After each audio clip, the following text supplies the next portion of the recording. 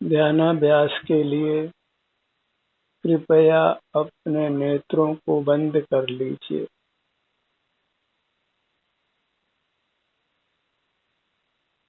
अपने समीप आइए।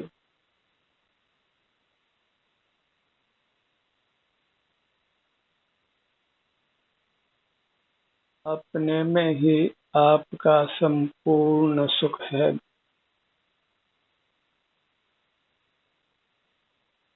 इसलिए अपने से युक्त रहिए। आपका अपना अमूर्त शरीर है, जिसमें मूर्त शरीर भी मिला हुआ है। उसको नजरों से ओझल रखने के लिए नेत्र बंद रखिए।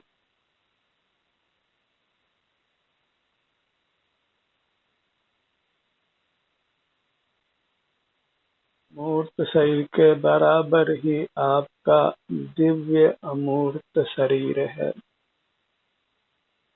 जो सर्वांग सुख का बना हुआ है। उससे युक्त रहने से ही सुख का अनुभव होता है और दुख आपके समीप नहीं आता।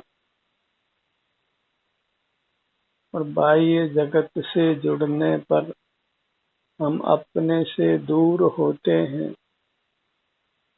और दुख हमारे पास आता है। इसलिए अपने समीप रहिए। बाह्य जगत से विमुख रहिए। इसी से आप वीतराग होते हैं, निर्विकल्प होते हैं और सुख शांति से भर जाते हैं।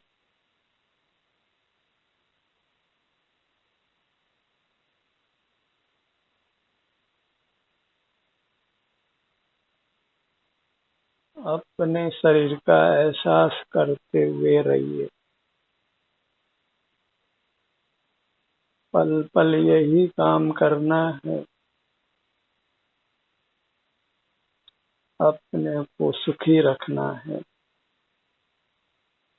दुखों से दूर रखना है।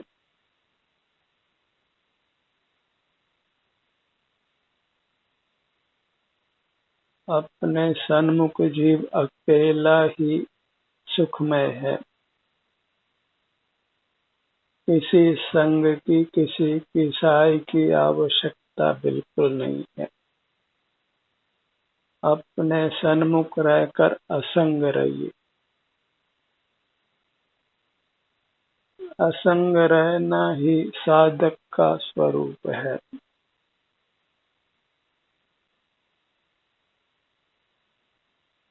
हमें अपने सुख को ही पाना है। उसके लिए अपने संग रहना है। अपने समीप रहना है। वही वास्तव में उपवास है। अपने में निवास करना, अपना उपकार करना।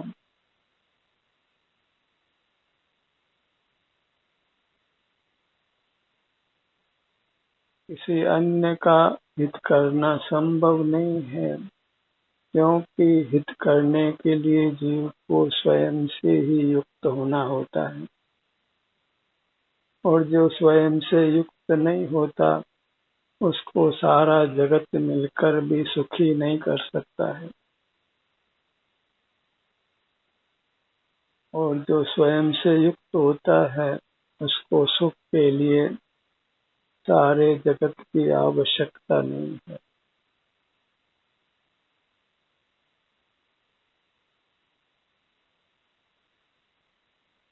अपनी दृष्टि को अपने सिर से पैरों तक सीमित रखिए।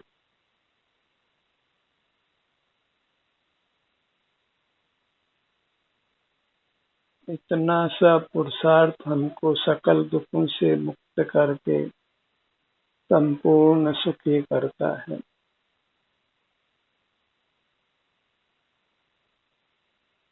इतना बार निर्णय करना है कि हम प्राप्त मूर्त शरीर के बराबर हैं और सुख स्वरूप हैं।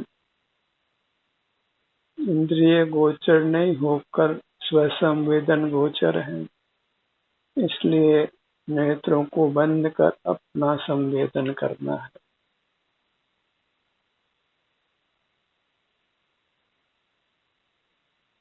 न विद्या की जरूरत है, न लक्ष्मी की ही जरूरत है।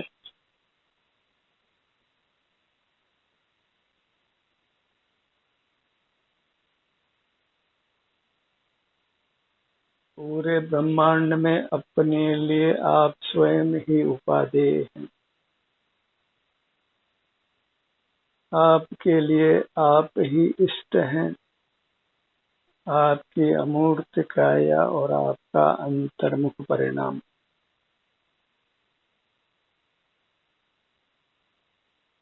सिर से पांव तक आपकी अमूर्त काया है और प्रति समय इसमें परिणाम उत्पन्न होता है।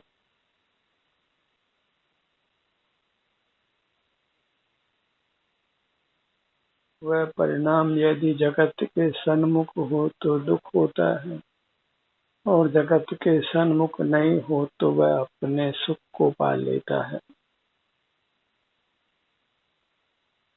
एक ही दोष मिटाना है, वह दोष जगत के सन्मुख रहने का है। जो जगत से विमुख हो गया वह परमात्मा हो गया। जो भी परमात्मा हुए हैं, नर से नारायण हुए हैं, वे जगत से नाता तोड़कर ही हुए हैं। और जो जगत से नाता तोड़ते हैं तो अपने आनंद से नाता जुड़ जाता है, हम सुखी हो जाते हैं। तो सुख में विघ्न हमारी बहिर्मुख दृष्टि ही है, इंद्रिय ज्ञान ही है। इसलिए इंद्रिय जय करना है, उसी से हम जिनेंद्र होते हैं। इंद्रिय जय करने से हमारा सुख हमें स्वमेव अनुभव में आने लगता है। हम अपने तक सिमट जाते हैं और अपने आनंद का अनुभव होने लगता है। जहाँ इंद्रियां खुली है वहीं राग द्वेष का परिणाम है, मूर्त कर्मों का बंधन है, फिर उनके विपाक में नाना प्रकार के दुख का अनुभव होता है।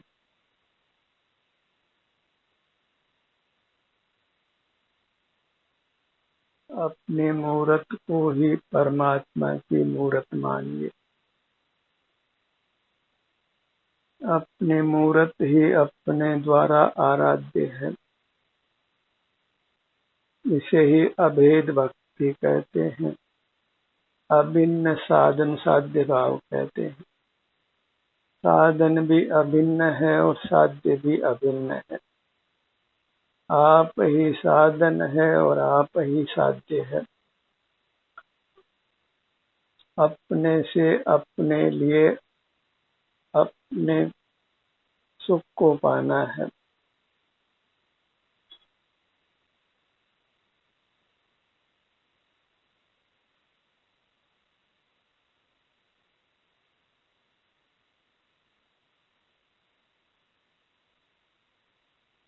अपने ध्यान को अपने सिर के भाग पर लाइए और फिर धीरे धीरे हमें अपने सर्वांग से जुड़ना है। अपने चरण तल पर आइए,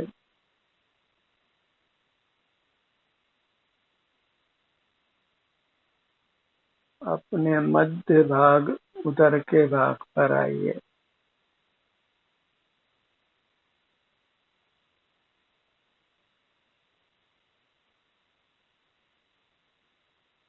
मूर्त शरीर के आकार में होने से हमारे विभिन्न भागों के नाम वे ही हैं जो मूर्त काया के अंगों के नाम है।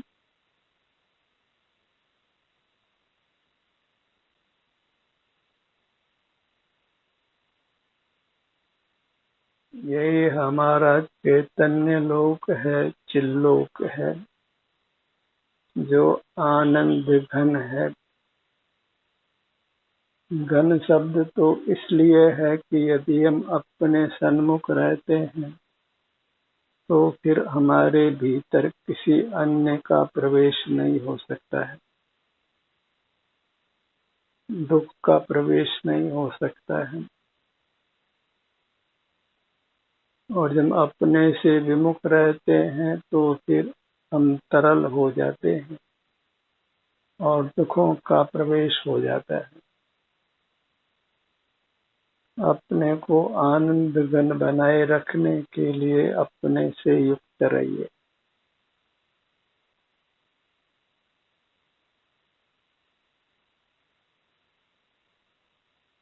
और इससे आप इतने मजबूत हो जाते हैं, फिर वज्र का प्रहार भी हो तो आपको में कुछ भी करने में समर्थ नहीं है।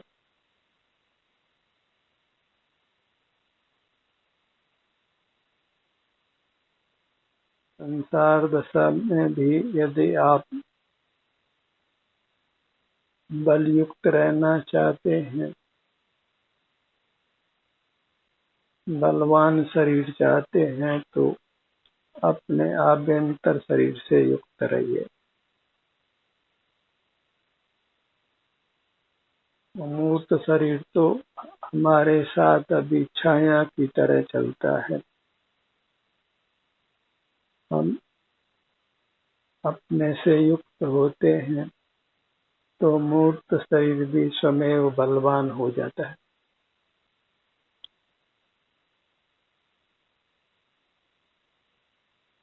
और अनुभव का अभ्यास करने से इतनी अधिक बलवत्ता प्रकट होती है कि ऊपर से गिरे तो भी शरीर को किंचित भी खरोंच नहीं आ सकती है। इतनी ऊंचाई से गिराए जाने पर भी, पत्थर की शिला पर गिराए जाने पर भी पत्थर की शिला चूर चूर हो सकती है, पर शरीर का किंचित भी घात नहीं होता।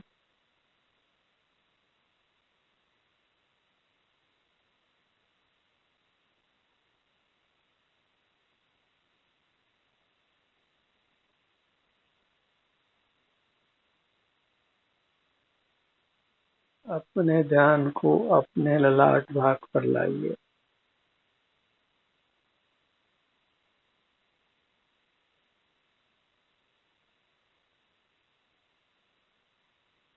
अनुभव में तो शब्दों का भी कोई काम नहीं होता है, केवल शांति का अनुभव होता है। शब्द विकल्पात्मक होते हैं और अनुभव में निर्विकल्पता होती है। न शब्दों का काम है, न संख्या का काम है, केवल शांति का अनुभव है। न धन का काम है, न किसी के संग का काम है, न बाह्य वस्तुओं के भोग की आवश्यकता है। बस अपने समीप रहिए, फिर किसी परिग्रह की आवश्यकता नहीं है। जगत की ओर दृष्टि करने की आवश्यकता बिल्कुल नहीं है। जगत की सहायता की किंचित भी आवश्यकता नहीं है। न किसी के आशीर्वाद की आवश्यकता है, न कोई वरदान की आवश्यकता है, न किसी शिक्षा दीक्षा की आवश्यकता है। बस अपने समीप रहिए, अपने भूमध्य पर आइए।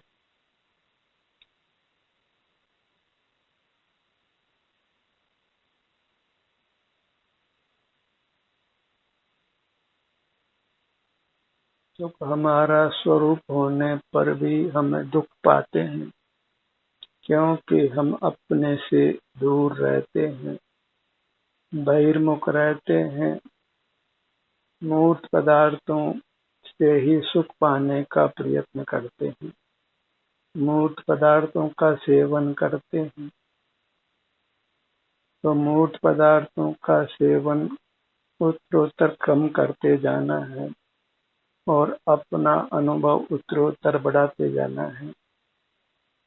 यही एकांत मोक्ष का मार्ग है, सुखी होने का मार्ग है, दुख निवृत्ति का मार्ग है।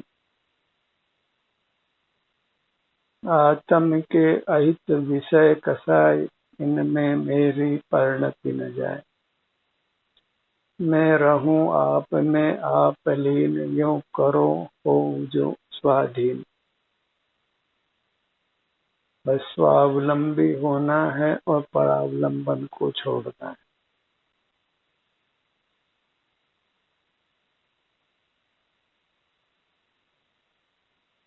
अपने ध्यान को अपने दोनों नेत्रों पर लाइए।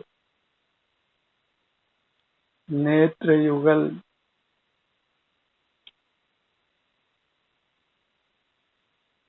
ध्यान की ये प्राथमिक शर्तें हैं कि हम नेत्रों को बंद रखें, मौन रहें,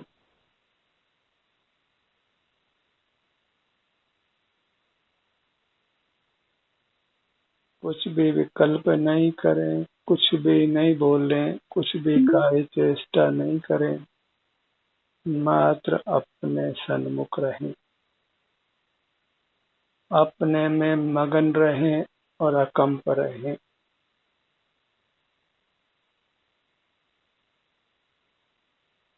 जितना पर पदार्थों का भोग है उतना ही दुख है, और जितना अपना भोग है उतना ही सुख है। यही स्वपर का विभाग है। पराश्रय को छोड़ना है और स्वाश्रय करना है, क्योंकि पर ही है ताते दुख हो, क्योंकि पर के आश्रय से सुख कदापि नहीं है। स्व स्व ही है ताते सुख हो, क्योंकि स्वयं के आश्रय से दुख कदापि नहीं है और संपूर्ण सुख की प्राप्ति है।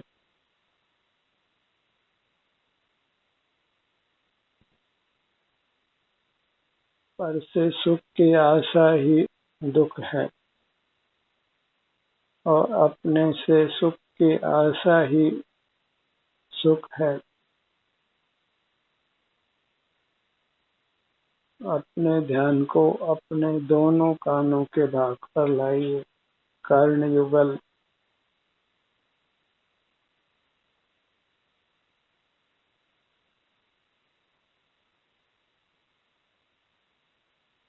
परमात्म दशा होने पर अंतिम शरीर का आकार बना रहता है, अपने अंतिम अमूर्त शरीर का।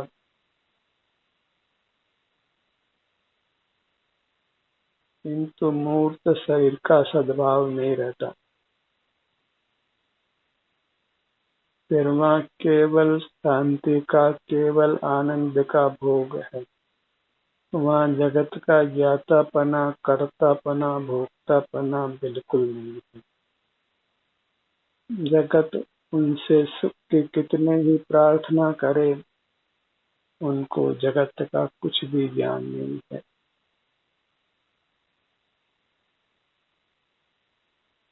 जहाँ जगत का ज्ञान है वहीं दुख है।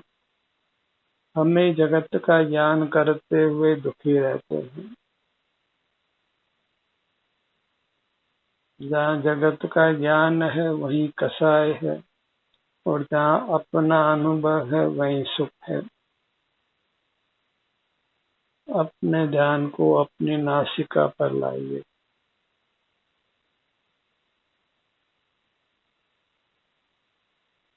अपने सन्मुख रहने का ही प्रयत्न करना है, वही मुक्ति मुक्ति का पुरुषार्थ है।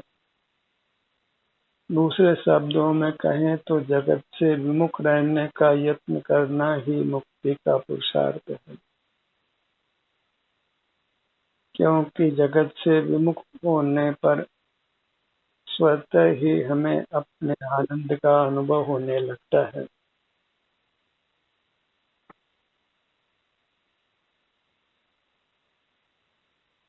और जब अपने सुख का अनुभव होता है तो फिर मूर्त पदार्थ सुख करने लगते हैं। जब आत्म अनुभव हवे तो और कछु न सुहावे। तब मूर्त पदार्थों का रस कपूर हो जाता है। जो पदार्थ पहले सुहावने लगते थे अब वे सुहावने नहीं लगते। अपना सुख ही सुहावना लगता है। अपने से युक्त रहने में ही शांति का सुख का अनुभव होता है। अपने ध्यान को अपने मुख पर लाइए। दोनों होठों का भाग जैसे भी संवेदना मिले वह हमारे लिए हितकारी है। उस संवेदना को पाकर हम जगत से विमुख रहते हैं। विषय विलास से दूर रहकर अपने आत्म विलास में रहते हैं।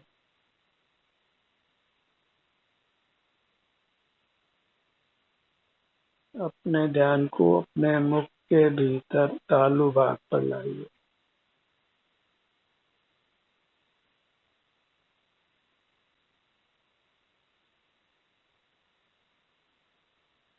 ध्यानाभ्यास एक उत्तम विश्राम पाने की विधि है।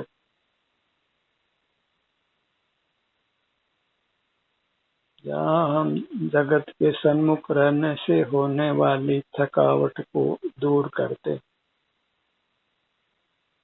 और उत्तम विश्राम को पाते हैं। उत्तम शांति को, उत्तम सुख को पाते हैं। अपने ध्यान को अपने कंठ भाग पर लाइए।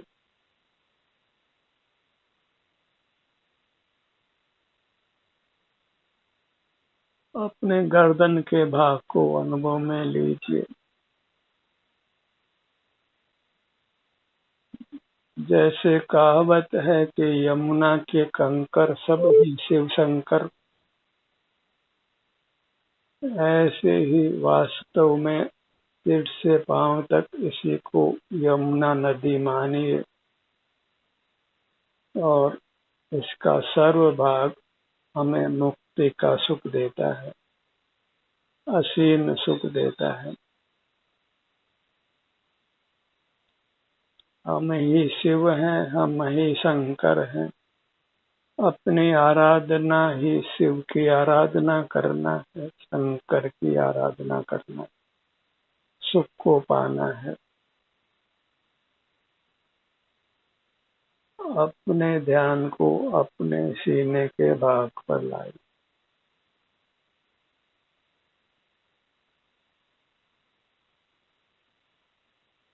आप ही शिव स्वरूप हैं। शिव स्वरूप को हम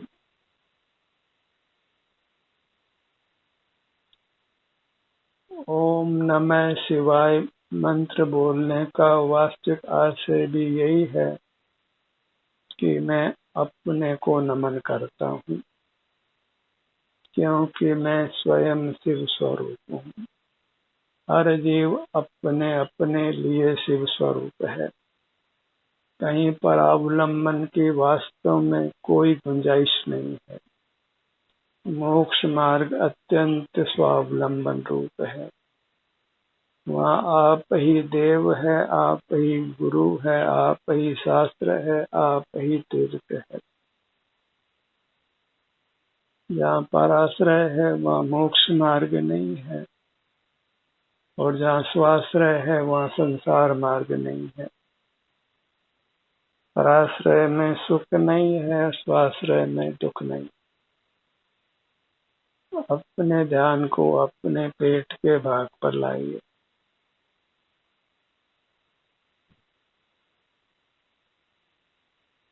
पीठ के भाग पर आइए।